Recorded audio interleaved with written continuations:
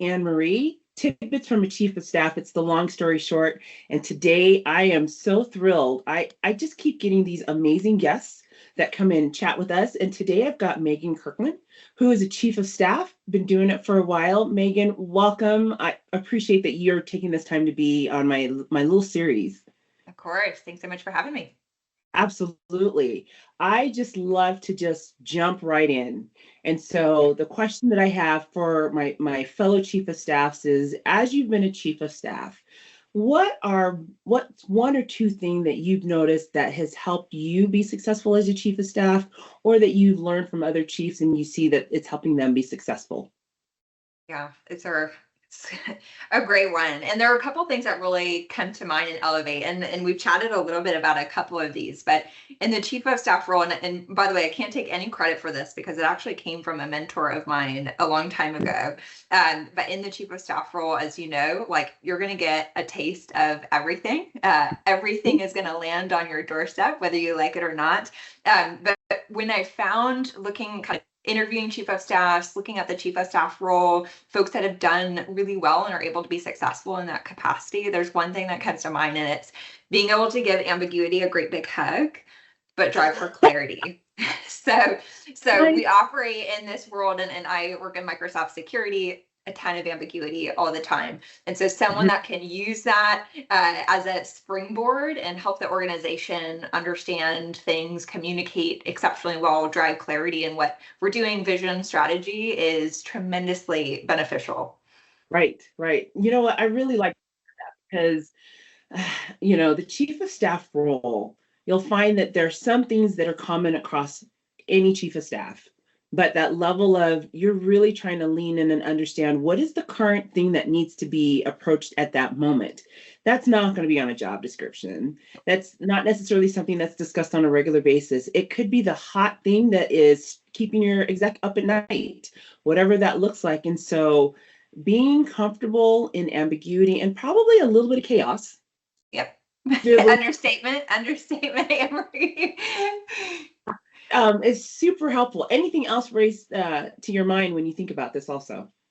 Yeah, I think the other one is just being a creative problem solver. So because you're in that chief of staff role, all of the challenges, all of the problems, like I said, will land on your doorstep. And so being able to think creatively, come to a solution, like this is going to be day-to-day conflict, just things that, can't come to closure for whatever reason in the organization. And you're probably one of the most important individuals in supporting your leadership team, your leader as chief of staff, and the organization to work through those. And so someone that comes, and we talk a lot about this at Microsoft, right? Having kind of this learn it all mentality, being able to absorb as much signal as you can, as much data as you can to help inform and move forward with a team is really, really helpful. And so that's something, you do every day. Like you have to problem solve. Like I feel like the chief of staff role is a chief problem solver type of role. So that one would be the other kind of skill set that I think has been really valuable in the chief of staff role.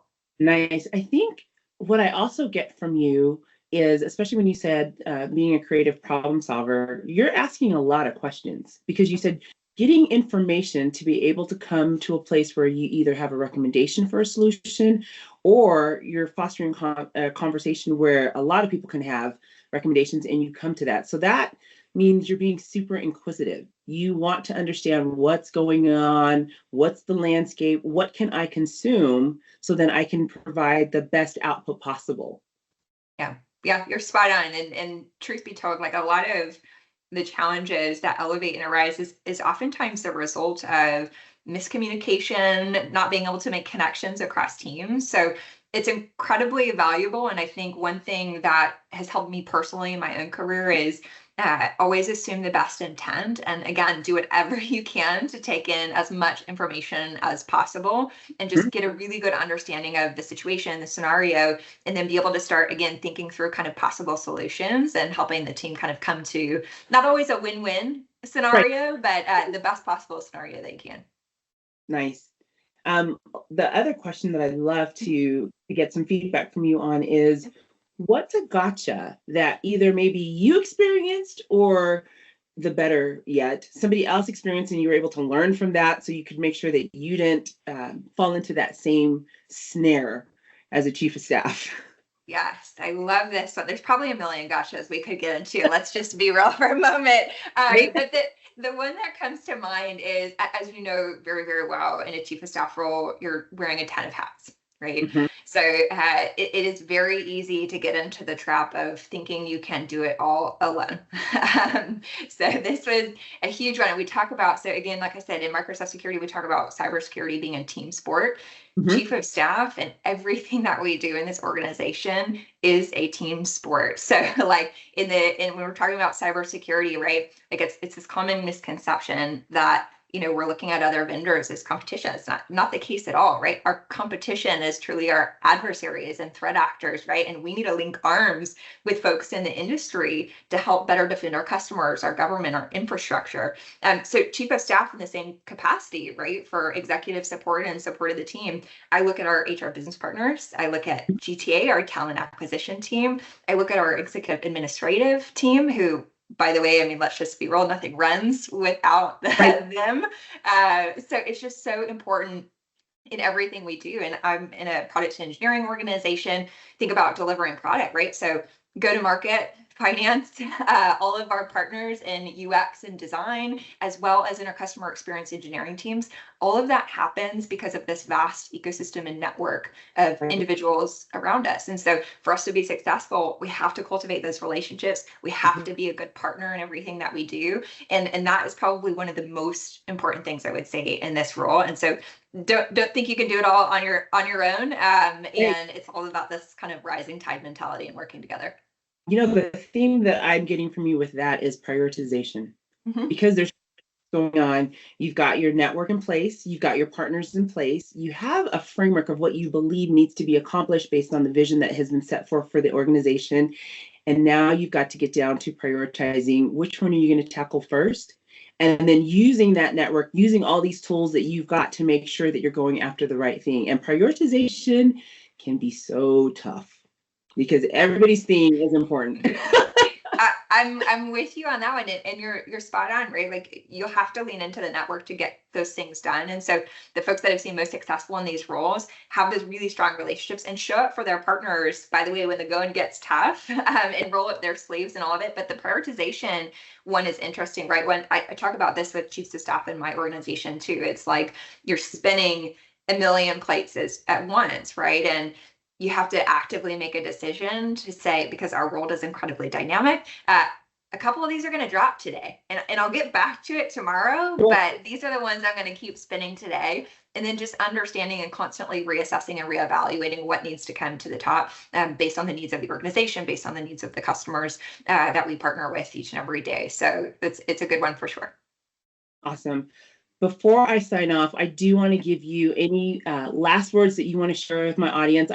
We talked about ambiguity, we talked about some controlled chaos, we talked about making sure that you build your network. Any parting words that you want to leave with my folks? Oh my goodness. I would say to anyone exploring a chief of staff role, there is no better education in how to work with leaders, operate within a team, than being a chief of staff. Like it is truly an active MBA. You're going to get hands-on experience looking across every single part of an organization. And so if you're considering it, highly recommend it. You're going to learn a ton. You're going to move very, very, very fast, and you're going to fall down a few times. But it's probably one of the most valuable experiences that I've ever had, and have been super fortunate at Microsoft to work with a wonderful community of chief of staffs that have been great mentors to me along the way. That is fantastic. And thank you for the active MBA perspective. That is beautiful. So everyone, you know what? They're always so amazing. I always love talking to these chief of staff that have this experience, this knowledge, this perspective that helps me and builds on me. Megan, you have been fantastic. This is the long story short, tidbits from a chief of staff. And I hope that you were able to get as much out of this as I was, because I got a whole bunch. Thank you again, Megan. Of course, good stuff. Thank you so much for having me. Absolutely. And have a fantastic day, folks. You too.